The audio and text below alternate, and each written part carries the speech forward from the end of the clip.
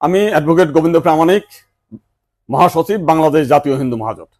গতকাল বিকালে শেখ হাসিনার পদত্যাগের পরে এদেশের হিন্দু সম্প্রদায় মনে করেছিল যে তাদের উপর বিশাল একটা হামলা, লুটপাট, অগ্নিসংযোগের ঘটনা ঘটবে। কিন্তু গতকাল বিকালেই বিএনপি এবং জামাতের নেতারা তাদের নেতৃবৃন্দকে হিন্দুদের বাড়িতে হামলা, লুটপাট, অগ্নিসংযোগ যাতে না হয় এবং প্রত্যেক মন্দিরে যাতে পাহারা দেয় সেই ব্যবস্থা করার নির্দেশ দেয়। এবং গতকাল থেকে আমরা দেখেছি সেই পাহারা দিয়েছে। সাধারণভাবে হিন্দুদের উপরে বড় কোনো মন্দিরে কোনো হামলার ঘটনা ঘটে নাই। কিছু আওয়ামী লীগের হিন্দু নেতা আছে যারা বিভিন্ন সময় লম্পঝম্প করেছিল, তাদের বাড়িতে, শুধু হিন্দু বাড়ি না, মুসলিম আওয়ামী লীগ নেতাদের বাড়িতে হামলা হয়েছে, লুটপাট হয়েছে এবং সামান্য কিছু সুযোগ সন্ধানী এলাকা ভিত্তিক তারা কিছু সামান্য মন্দিরে হামলা করেছে, সেটা ব্যাপক বিষয় না। কিন্তু আমরা দেখলাম যে ভারতের রিপাবলিক এইটাকে নিয়ে ব্যাপকভাবে রিউমার ছড়াচ্ছে, নানান কিছু মিলে উদ্ভট কথাবার্তা বলছে।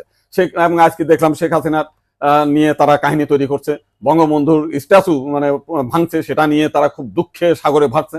আমার এক সাংবাদিক ফোন দিয়েছিলাম, তাদের বলেছি যে আপনারা যদি শেখ হাসিনার জন্য যদি এত কান্না আপনাদের মধ্যে আসে, তো শেখ হাসিনা ভারতে গিয়েছে, আপনারা ভারতের প্রধানমন্ত্রী নরেন্দ্র মোদীকে সরিয়ে শেখ হাসিনাকে আপনারা প্রধানমন্ত্রী হিসেবে ঘোষণা করেন।